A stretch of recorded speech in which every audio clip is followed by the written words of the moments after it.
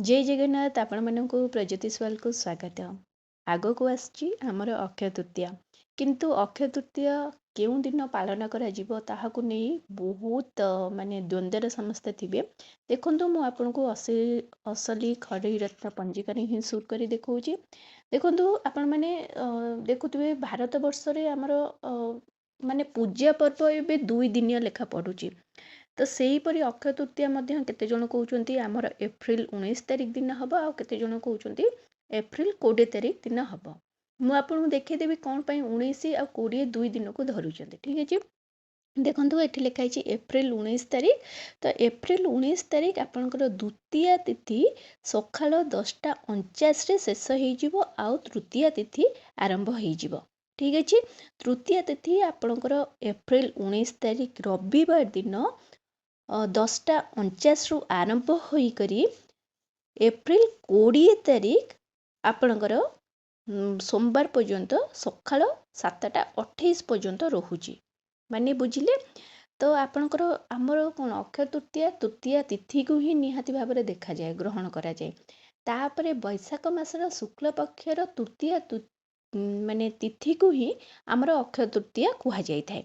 तो यही हिसाब रे देखिले आपनकर तृतीय तिथि पूरा दिन सारा बा राति सारा रहुचे एप्रिल 19 तारिख।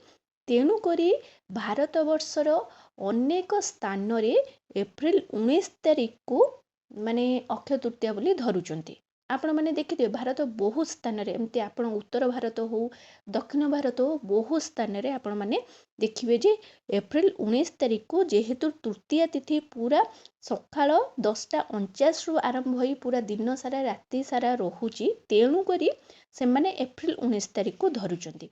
किंतु आम ओडिया पंजिका अनुसार जगन्नाथ आम श्री जगन्नाथंकर संस्कृति अनुसार आमे कौन करू आमर पंजिका को ही फॉलो करी थाउ। तो सेही हिसाब रे देखिले देखंतु एठी लिखा है आमर अक्षय तृतीया बा मुठी अनुकूल रथ यात्रा माने आमर रथ काठ जो आमर निर्माण ताकर शुभ शुभ दिया जाई थाए। ता सहित चंदन यात्रा आरंभ मध्य अक्षय तृतीया दिन ही होता है। से हिसाब रे देखिले आमर तृतीय तिथि जेहेतु सकाळ 7:28 रे अछि माने कौन कहले उदय तिथि अनुसार आमर सब बेले कौन धरा जाइते आम पंजिका अनुसार उदय तिथि रे जदि माने सकाळु सूर्योदय समय रे जदि आमर तिथिटा रहुची तृतीय तिथि रहुची ताहाले आमर टोटाल से दिनटा को तृतीय तिथि बोली ग्रहण करे जाई थाए। सेही हिसाब रे पंजिका रे लिखा है आमर एप्रिल 20 तारिख ही अक्षय तृतीया। एबे देखंतु म आपन कहि देलु तृतीय तिथि एठी माने सकाळ 7:28 भितर रहिबो तापरे शेष होई जिवो। किंतु दिन साराटा सेमती ही पवित्र सेमिति अक्षय तृतीया बोली ग्रहण करा जिवो। एबे म आपन डिफरेंस कहि देली कोन पई भारत वर्ष रे बहुत स्थान रे अक्षय तृतीया 19 तारिख धरचुंदी आ आमे कौन पाई एप्रिल 20 तारिख को धरिया। एबे आपन हिसाब रे आपन जहाँ ठीक लगे आपन सेया करेंगे। एठी देखंतु एप्रिल 20 तारिख आपनकर अक्षय तृतीया रोची चंदन यात्रा आरंभ रोची। ता सहित देखंतु एथरक केते बड़ सुजोग माने जोग मध्य रहिची। एथरक आपनकर रोहिणी नक्षत्र रोहिणी नक्षत्र आपन माने कहा जाए जे अक्षय तृतीया रे यदि रोहिणी नक्षत्र संयुक्त हो रोचे ताहले बहुत बड़ जोग रही थाए सुजोग रही थाए जोग रही थाए महाजोग रही थाए। तो यही रोहिणी नक्षत्र मध्य एही माने एही वर्ष पड़ुची। एही रोहिणी नक्षत्र रे आपण यदि किछि दान धर्म करचंती तार फल सब बेले 100 गुण आपन को मिलता है। आपण जदि भल कर्म करचंती भल कर्मर फल आपन को भल मिलिबो खराब कर्मर फल खराब मिलथिबो। तेणु करी आपण चेष्टा करंतु से दिन बहुत भल दिनटी जेमति कि चंदन यात्रा आरंभ होची रथ काट अनुकूल होची बिहन मुठी अनुकूल होची बिहन बुणा होची। तेणु करी एते पवित्र दिन को आपण कौन करंतु माने किछि न किछि उपयोग करंतु। जो माने वर्षक 12 मास भितरे किछि भल कर्म करू पारु नांती कि तांको समय होनी किछि भल कर्म करू नांती चेष्टा करंतु से गोटे दिन टिके जल्दी उठिबे घर मंदिर ठाकुर को पूजा करेंगे मंदिर टिके जीवे किछि ना किछि निजर सामर्थ्य हिसाब रे किछि ना किछि दान करिया को चेष्टा करंतु। दान जदि भी करि पारनांती आपण काहाको सहाय्य भी मध्य करि परिबे कौन से प्रकार सहाय्य करि परिबे। କିଛି ନା କିଛି ଭଲ କର୍ମ ସେଦିନ କରନ୍ତୁ, କାରଣ ସେଇ ଭଲ କର୍ମର ଫଳ ଆପଣଙ୍କୁ ସବୁବେଳେ ଅକ୍ଷୟ ରହିଥାଏ। ମାନେ ସେଇ ଫଳଟି କେବେ ଆପଣଙ୍କର କ୍ଷୟ ହେବନି, ଜୀବନ ସାରା ଆପଣଙ୍କ ପାଖରେ ରହିଥିବ। ଦେଖନ୍ତୁ, ଯେହେତୁ ଏଦିନ ତୃତୀୟ ତିଥି ସହିତ ଚତୁର୍ଥୀ ତିଥି ମଧ୍ୟ ସଂଯୁକ୍ତ ହେଇ ରହିଛି, ତାହେଲେ ଏଦିନ ଆପଣ ପୋଟଳ ସହିତ ମୂଳା ଖାଇବା ମନା ରହିଛି। ଠିକ୍ ଅଛି, ପୋଟଳ ସହିତ ମୂଳା ଖାଇବା ମନା ରହିଛି। ସେହି କ୍ଷେତ୍ରରେ ଲେଖା ହେଇଛି ଚନ୍ଦନ ଯାତ୍ରା ଆରମ୍ଭ 21 ଦିନ ପର୍ଯ୍ୟନ୍ତ ନରେନ୍ଦ୍ର ପୋଖରୀରେ ଶ୍ରୀ ମହାପ୍ରଭୁଙ୍କର ଚାପ ଖେଳ ରହୁଛି। ଆପଣ ଯଦି କିଛି ଭଲ ମାନେ ସେଦିନ ଦେଖନ୍ତୁ, ବହୁତ ଶୁଭ ଦିନଟି, ମାନେ ଏଇ ଦିନଟି ଆପଣଙ୍କୁ ମୁହୂର୍ତ୍ତ ନ ଦେଖି ଆପଣ ଯେକୌଣସି ଶୁଭ କାମ କରିପାରିବେ। ଯଦି ଆପଣ କୌଣସି ଶୁଭ କାମ ଦେଖନ୍ତୁ, ଏଠି ସବୁ କିଛି ଆପଣ କରିପାରିବେ। ନାମକରଣ, ନିଷ୍କର୍ମଣ, ଅନ୍ନପ୍ରସନ୍ନ, ବିଦ୍ୟାରମ୍ଭ, ନବାଗ୍ନ, ବିବାହ, ପାଣି ଗ୍ରହଣ, ଦେବତା ଗଠନ, ପ୍ରତିଷ୍ଠା, ଗୃହ ଆରମ୍ଭ, ସବୁକିଛି ନୂଆ କାମ କରିପାରିବେ। ଯଦି ଆପଣ ତିଥି ନ ଦେଖି ଏଦିନ ପୂଜା କରିପାରିବେ। ତଥାପି ଆପଣ ଯଦି ମାନେ କିଛି ବେଳା ଜାଣିବାକୁ ଚାହୁଁଛନ୍ତି, ମୁଁ ଆପଣଙ୍କୁ ଦେଖାଇ ଦେଉଛି। ଆପଣଙ୍କର ଅମୃତ ବେଳା ରହୁଛି ସକାଳ, ମାନେ ଆପଣଙ୍କ ସୂର୍ଯ୍ୟୋଦୟରୁ ଆପଣଙ୍କର ସକାଳ 7ଟା 4 ମଧ୍ୟରେ ଗୋଟେ ରହୁଛି। ଆଉ ଗୋଟେ ଆପଣଙ୍କର ରହୁଛି ସକାଳ 10ଟା 28ରୁ ଅପରାହ୍ନ 1 ପର୍ଯ୍ୟନ୍ତ। ଆଉ ଗୋଟେ ରହୁଛି 3ଟା 34ରୁ ସନ୍ଧ୍ୟା 5ଟା 16 ମଧ୍ୟରେ। ରାତ୍ରି 9ଟା 7ରୁ ରାତ୍ରି 9ଟା 52 ପର୍ଯ୍ୟନ୍ତ। ମାହେନ୍ଦ୍ର ବେଳେ ଆପଣ ଦେଖିବାକୁ ଚାହିଁବେ ଯଦି ଦେଖନ୍ତୁ, ଲେଖା ହେଇଛି ରାତି 7ଟା 37ରୁ ରାତି 9ଟା 7 ମଧ୍ୟରେ ଗୋଟେ ରହୁଛି। ଠିକ୍ ଅଛି, ତ ଏଦିନ ଆପଣ କେମିତି କ'ଣ ମା ଲକ୍ଷ୍ମୀଙ୍କୁ ପୂଜା କରିବେ, ପ୍ରଭୁ ନାରାୟଣଙ୍କୁ ପୂଜା କରିବେ, ଯେ ଆପଣଙ୍କୁ ମା ଲକ୍ଷ୍ମୀଙ୍କର କୃପା ଆପଣଙ୍କୁ ଭଲ ଭାବରେ ମିଳିବ। ଦେଖନ୍ତୁ, ଆପଣ କିଛି ନ କଲେ ଆପଣ ସେଦିନ ଟିକେ ସୂର୍ଯ୍ୟୋଦୟ ମାନେ ସେଇ ସମୟରେ ଉଠିପାରିବେ, କେତେ ପୂର୍ବରୁ ଟିକେ ଉଠିବେ। ସେଦିନ ଆପଣ କ'ଣ କରିବେ, ସୂର୍ଯ୍ୟୋଦୟରୁ ଉଠି ମୁଣ୍ଡ ଧୋଇ ଭଲ ଭାବରେ ଗାଧେଇବେ। ଗାଧେଇ ସାରିଲା ପରେ ଆପଣ କ'ଣ କରିବେ, ଘରକୁ ତା ପୂର୍ବ ଦିନରୁ ଧୁଆ ପୋଛା କରିଦେଇଥିବେ। ଆଉ ଚେଷ୍ଟା କରିବେ ସେଦିନ ଆପଣ ମୁରୁଜ ହଉ, ଚିତା ହଉ ପକାଇବା ପାଇଁ। ଯଦି ଚିତା ନ ପକାଇ ପାରୁଛନ୍ତି, ମୁରୁଜ ଚେଷ୍ଟା କରିବେ ଘର ଦୁଆର ମୁହଁରେ ଗୋଟେ ଛୋଟ ମୁରୁଜ ହଉ ପକାଇବେ। ସେଦିନ ଫିକା ବସ୍ତ୍ର ପିନ୍ଧିବେ, ଗାଢ଼ ରଙ୍ଗର ବସ୍ତ୍ର ପିନ୍ଧିବେନି। ଫିକା ଯେମିତି ଧଳା, ଗୋଲାପୀ ମିଶେଇ କି ନାଲି, କି ହାଲକା ଗୋଲାପୀ, ହାଲକା ହଳଦିଆ, ଏଇ ରଙ୍ଗର ବସ୍ତ୍ର ପିନ୍ଧିବେ। ତାପରେ ଘର ପୂଜା କରିବେ। ଘର ପୂଜାରେ ଦେଖନ୍ତୁ, ବହୁତ ବଡ଼ ଦିନଟି। ପ୍ରଥମେ କଳସ ସ୍ଥାପନା କରିବେ।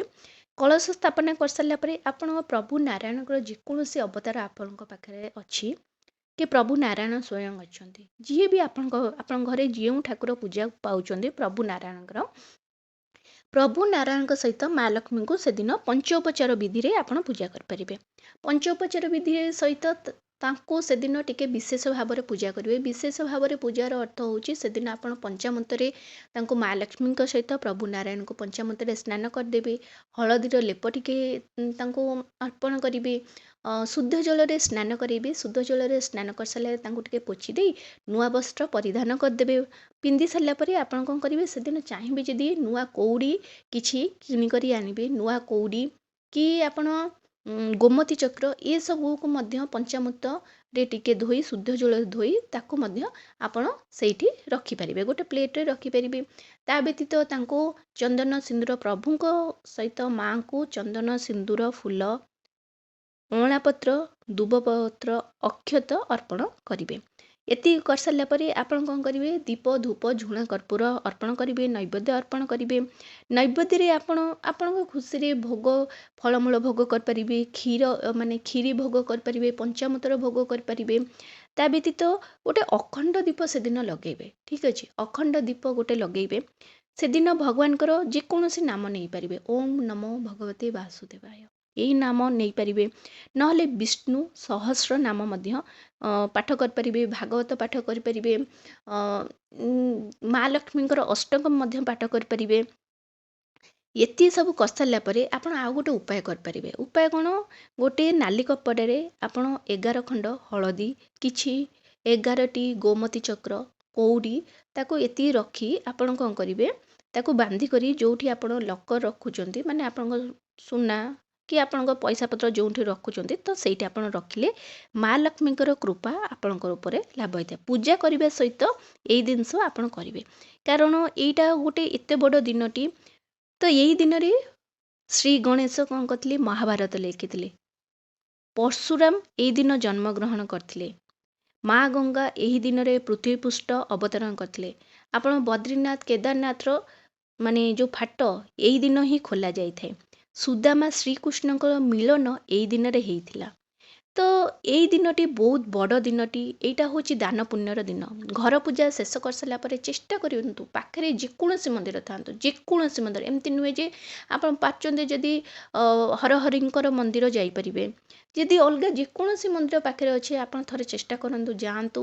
ଆପଣଙ୍କର ସାମର୍ଥ୍ୟ ହିସାବରେ ଆପଣ କିଛି ନା କିଛି ଦାନ କରନ୍ତୁ। ଦାନରେ ଆପଣଙ୍କ ପାଖରେ ପଇସା ଯଦି ଆପଣଙ୍କର ଅଛି, ଟଙ୍କାଟେ ବି ଦାନ କରିପାରିବେ, ନହେଲେ ଅନ୍ନ ଦାନ କରିପାରିବେ, ଜଳ ଦାନ କରିପାରିବେ, ପଣା ଦାନ କରିପାରିବେ, ନହେଲେ ଆପଣ କିଛି ଯେମିତି ଚାଉଳ ହେଲା, କଦଳୀ ହେଲା, ତ ସେସବୁ ଆପଣ ଦାନ କରିପାରିବେ। ସବୁ ଦାନ କରିବାକୁ ଚେଷ୍ଟା କରନ୍ତୁ, ମାନେ ଆପଣଙ୍କର ସାମର୍ଥ୍ୟ ହିସାବରେ କିଛି ନା କିଛି ଚେଷ୍ଟା କରନ୍ତୁ। ଆଉ ଭଗବାନଙ୍କୁ ଭଲ ଭାବରେ ପୂଜା କରନ୍ତୁ। ଆଉ ସନ୍ଧ୍ୟାବେଳେ, ଏଇଟା ତ ସକାଳର ପୂଜା, ମନ୍ଦିର ଯିବେ, ଆଉ ସେଦିନ ଚେଷ୍ଟା କରନ୍ତୁ ଯେ ଯେମିତିକି ଆପଣ ମାନେ ବିନା ପିଆଜ ରସୁଣ ଖାଦ୍ୟ ଖାଇବେ। ଘରେ ସଂଯମତାର ସହିତ କାହା ସହିତ ଝଗଡ଼ା, ମାନେ କଳି, ଏସବୁ ଜିନିଷ କରିବେ ନାହିଁ। ମାନେ ସ୍ୱଚ୍ଛ ମନରେ ଭଗବାନଙ୍କୁ ସେଦିନ ପୂଜା କରିବେ, ଆଉ ଭଲ କର୍ମ ଯେତିକି କରିବେ। ସନ୍ଧ୍ୟାବେଳେ ଚେଷ୍ଟା କରିବେ ମନ୍ଦିର ଯିବା ପାଇଁ। ଯଦି ମନ୍ଦିର ନ ଯାଇପାରୁଛନ୍ତି, ବୃନ୍ଦାବତୀ ମୂଳରେ ଆପଣ କ'ଣ କରିବେ, ଗୋଟେ ଛୋଟ ଦୀପଦାନ କରିପାରିବେ। କାରଣ ଦୀପଦାନ ଦ୍ୱାରା ଆପଣଙ୍କର ନିଜର ସେଇଟା ଗୋଟେ ଭଲ କର୍ମ, ସେ ତାର ବି ଫଳ ଆପଣଙ୍କୁ ବହୁତ ମାତ୍ରାରେ ହିଁ ମିଳିଥାଏ। ଚେଷ୍ଟା କରନ୍ତୁ ସବୁବେଳେ କିଛି ନା କିଛି ଭଲ କର୍ମ କରିବା ପାଇଁ। ଏହିପରି ରହିଛି ଅକ୍ଷୟ ତୃତୀୟାର କିଛି ବିଶେଷ ନିୟମ। ଆଶା କରୁଛି ଭିଡ଼ିଓଟି ଆପଣମାନଙ୍କୁ ବହୁତ ପସନ୍ଦ ଆସିଥିବ। ଯଦି ଆସିଛି ତାହେଲେ ଏହି ଚ୍ୟାନେଲକୁ ଜଲ୍ଦି କରି ଲାଇକ୍, ସେୟାର, ସବସ୍କ୍ରାଇବ୍ କରିଦିଅନ୍ତୁ। ନମସ୍କାର।